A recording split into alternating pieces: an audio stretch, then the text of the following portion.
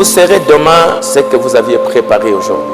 Si vous ne préparez rien aujourd'hui, demain, vous serez ce que le vent, là où le vent va vous emporter, vous irez de ce côté-là parce que tu n'as rien préparé. J'ai lu beaucoup de livres scientifiques, beaucoup de livres religieux qui parlent de la jeunesse, parlent du mariage, parlent de la moralité et de l'immoralité aujourd'hui parmi les jeunes. Et que je peux voir tout ça et dire, bon, avec le message, avec la Bible, je dis, bon, le diable a fait beaucoup de mal, trop de mal. Et que si ne trouve pas de solution, votre avenir de demain est vraiment compromis, vraiment compromis. Mais je crois que si je peux, je vous l'ai dit depuis le vendredi, si on peut avoir une garnison, avoir des soldats, des filles, des fils et des filles de Dieu qui comprennent, qui sont nés de nouveau, qui ont le baptême du Saint-Esprit, qui comprennent que nous sommes en danger. Nous sommes en danger et que si on ne fait rien aujourd'hui, demain, il n'y en aura pas. Demain, ça va être la catastrophe. Quand vous êtes entre 18 ans, 25 ans ou 30 ans, les membres de votre corps sont en train de se développer, votre sexualité est en train de se développer. Et qu'est-ce qui se passe? C'est une attraction vers un homme. Une attraction vers un homme. Et il suffit simplement que vous vous habituez avec un garçon tout le temps. Ça mène maintenant une confiance. Et ce que le garçon va commencer à te proposer, tu vas facilement accepter. Tu es vulnérable, très vulnérable. Une découverte importante des scientifiques sur l'ocytocine, ça crée un sentiment de confiance chez une personne avec laquelle une femme est en contact permanent. Lorsqu'une femme envisage maintenant d'avoir des relations sexuelles avec un homme, elle doit pouvoir lui faire confiance. Une femme qui est abordée sexuellement par un homme devient très vulnérable.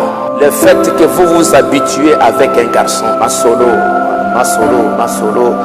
et tout cela, des messages, vous allez voir ici, ils vont appeler ça, même par des SMS, où est là le truc? Même par SMS, vous pouvez aujourd'hui être en contact avec un garçon par SMS et ils appellent ça draguer.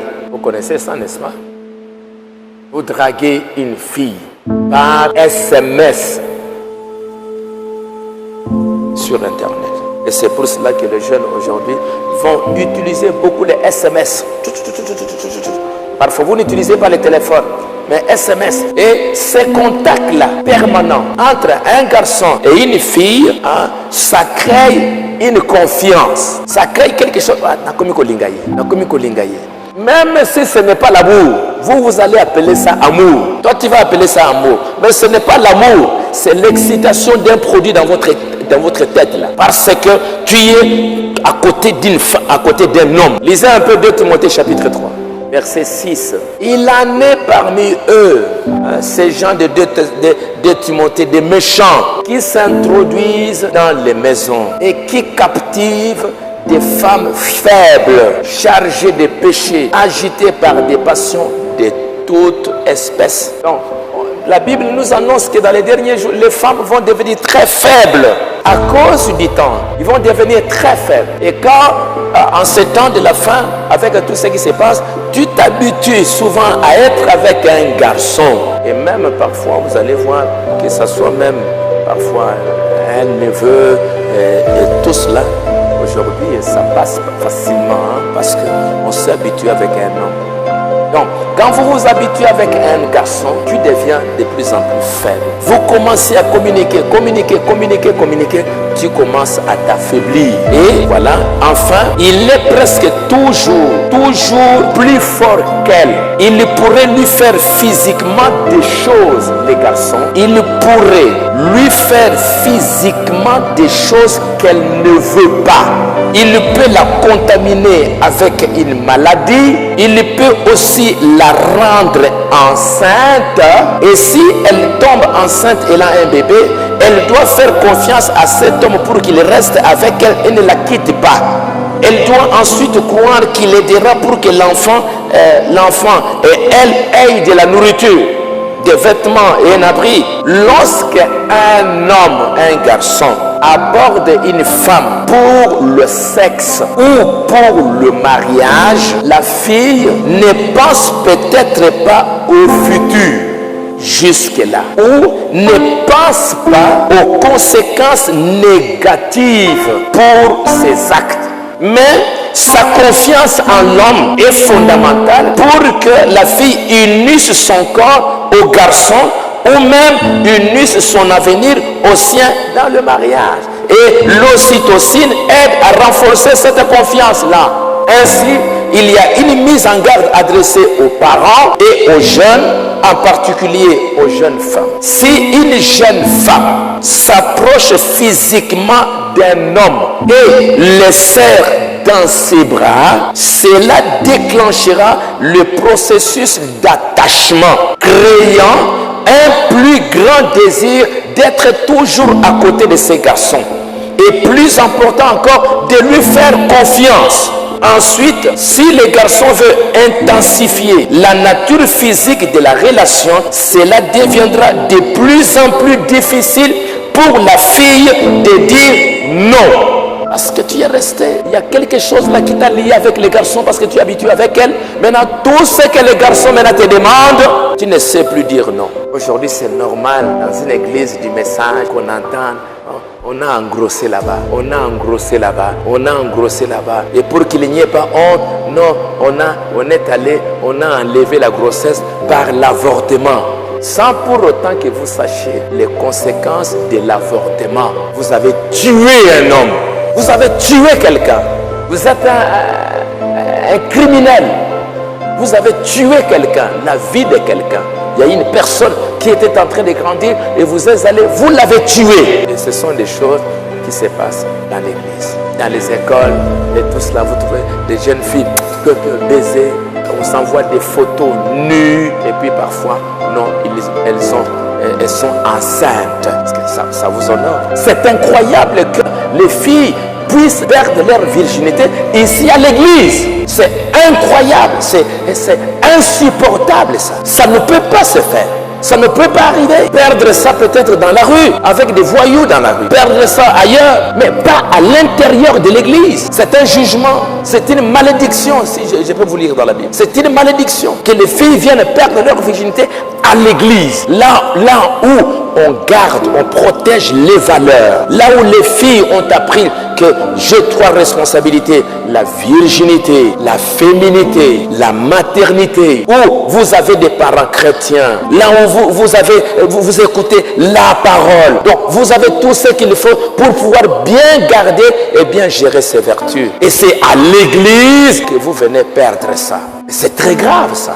Est-ce que vous allez encore condamner une fille du monde là-bas? Est-ce que vous allez condamner une fille païenne qui est là dans la rue? Si toi tu es en train de le faire, comment tu peux condamner une fille là-bas, à l'université et tout cela? Qu'est-ce que toi tu peux encore lui dire?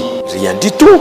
Vous êtes la même chose. Alors c'est pour cela que quand l'église commence à faire ça, elle est en train de tomber. Je me demande dans quelques années, qu'est-ce que vous allez devenir? Qu'est-ce qui va se passer dans quelques années? Aujourd'hui, on commence à accepter. Et les filles commencent à trouver, est-ce qu'elle est vierge dans les barrières? Est-ce que c'est nécessaire? Quand les gens commencent à avoir de telles mentalités, c'est pour montrer que la morale est en train de baisser. Ils sont en train d'aller en enfer. C'est une valeur très importante, morale. Et vous devriez faire des efforts, avec la grâce de Dieu, faire des efforts pour pouvoir garder votre virginité jusqu'au jour du mariage. Ne pas accepter qu'un homme t'utilise, s'amuse avec toi. Jamais. Pour aucun prix. Je dois garder ça. Je dois garder ma féminité. Et ma féminité, c'est quoi? C'est de pouvoir vivre. Mes relations avec les garçons doivent être propres. Comme je sais qu'il y a la dopamine, il y a l'ocytocine dans ma tête, dans mon cerveau, je dois bien gérer mes relations avec les garçons.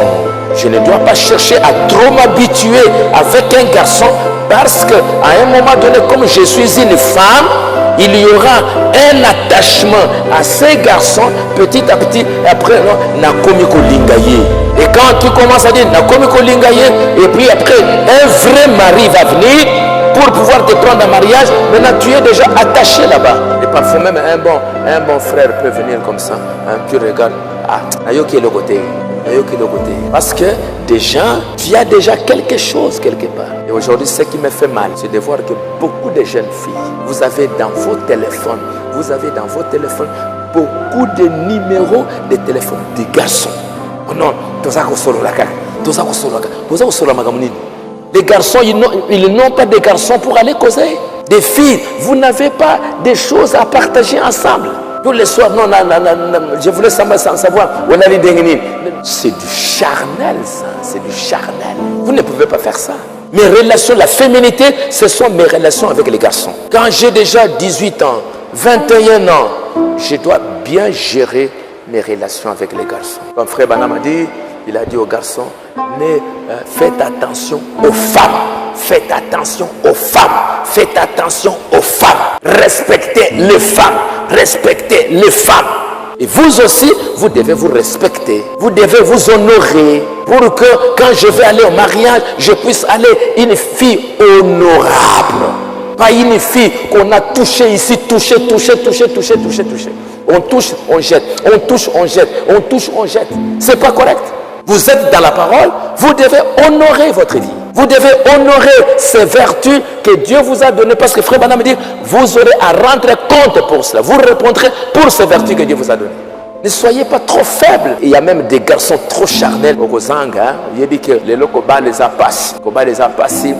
Ogozanga, ogotula. Ogotulate. Moi, si je suis une fille de Dieu, ma vie est entre les mains du Seigneur. Et ce langage-là, maintenant, ça va te pousser maintenant à pouvoir te connecter à un garçon. Si je ne le fais pas, quand vous avez une chance. Non. Un bon garçon, il viendra correctement. Il viendra s'il aime réellement. L'amour obéit au principe de la parole.